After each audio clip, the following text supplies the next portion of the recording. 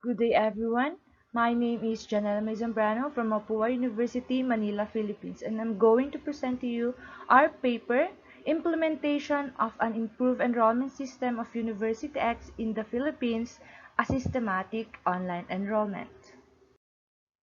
Online learning is becoming more popular at post-secondary institutions across the country, but many people are skeptical of its effectiveness, particularly for students who are having difficulties due to various external conditions that affect their learning, such as unstable internet connections, outdated devices, learning environment, and financial limitations. So to give you a background of the study, here's the current enrollment system of University-X. It necessitates the student's settlement of past due accounts. Students can view the courses after resolving their back accounts. The learner can then reselect the desired courses area after seeing the courses. If complications arise, the students may approach the student advising chief for assisting in resolving the student's enrollment issues. The student may complete the load and pay the matriculation fee if there is no problem or if the problem has been resolved. The learner is then officially enrolled. One of the concerns addressed in constructing the suggested method, according to the articles we've gathered, is the lack of manpower to handle all participants and the inaccuracies of the information provided by the students.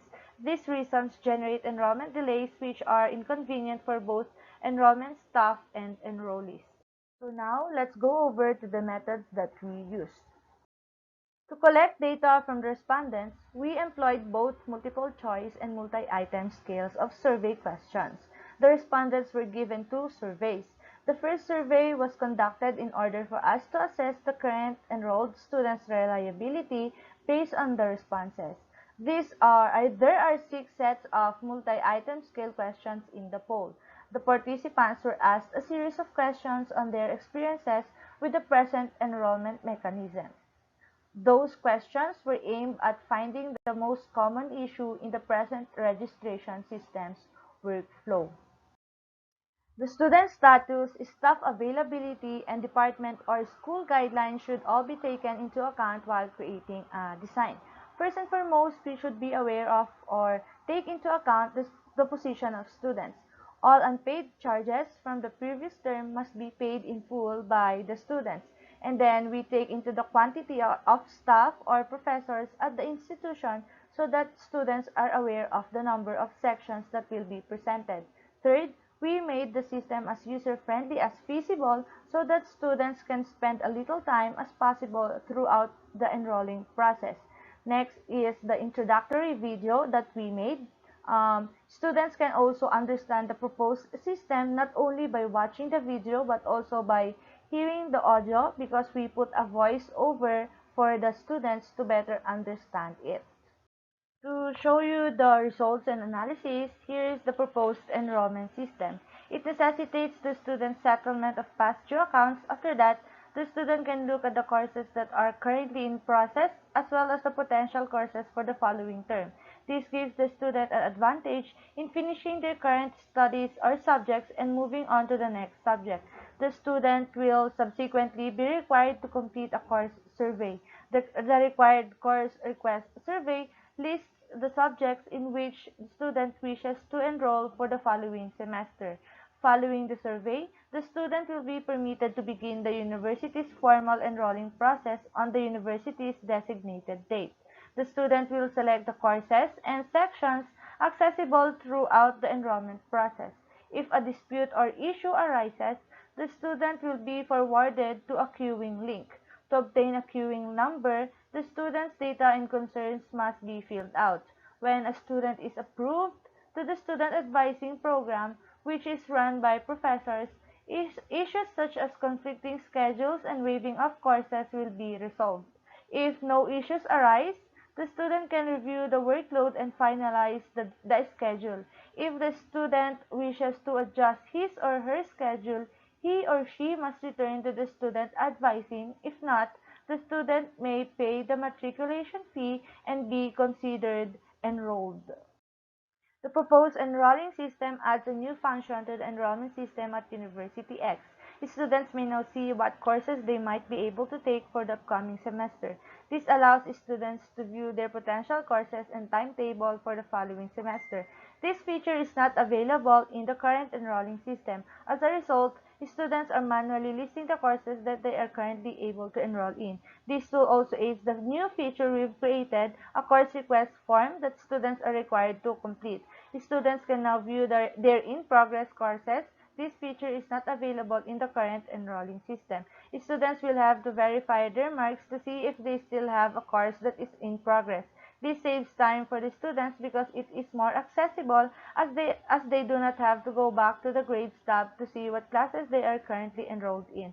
Before enrolling, students must complete an obligatory survey. The queuing number's goal is to organize the queuing system. The current queuing system lacks a queuing number and students are unable to view the queuing list or the queuing list of other advisors. By assigning the student to an advisor based on the current queuing status of all advisors, this feature lays the path for more efficient queuing system. Additionally, advisors will save time because students will not be required to dictate their student numbers inside the Zoom conference. The application's automation will take care of everything by automatically entering the registered student number into the advisor's load editor. This is the wireframe of the proposed enrollment system of University X. It shows the step-by-step process of the enrollment. The proposed enrollment system has two sections. This is for the non-conflicting schedule section and shows the different functions of each set of wireframes. The second one shows the student advising section and also shows the different functions of each set of wireframe. This is the queuing for unfinalized load and student advising. The results show us that we have yielded 4 significant questions out of the 4 given questions to the respondents. This means that the proposed enrollment system was accepted by the students and is expected to be able to provide a faster and reliable enrollment system in comparison to the current enrollment system. Perceived ease of use presented data that concludes that 4 out of 4 questions that were given to the respondents were significant and helps us determine whether the students can easily understand the proposed system, and results says that they can. Moreover, attitude towards using also garnered 4 significant questions out of the 4 questions that were asked in the survey, stating that the students have responded positively towards using the enrollment system in the future. And lastly, intention to use shows that the students see the improvement in the proposed enrollment system and accepts it. To see more of the results, here's our initial SEM model and the final SEM model. To add more of the results, this shows the index fitness which are obtained from the initial SEM model and the final SEM model. Data from the initial SEM model shows values fit from the suggested cutoff, but data from the final SEM model were able to obtain higher values due to the removal of insignificant factors from the model. This shows the direct, indirect, and total effects on the final SEM model. The results show that students perceive the proposed enrollment system helps manage the schedule effectively and are willing to use the proposed system, realizing that the students are able to understand how the system works. Based on the data that were gathered, it shows that the proposed University X enrollment system gives a better flow compared to the current enrollment system. The survey yields a positive feedback from the respondents. A queuing system that was proposed in this research is expected to enhance the current enrollment flow as the team has made vast changes in the queuing process. So I think that concludes my presentation. Again, in behalf of my team, thank you very much.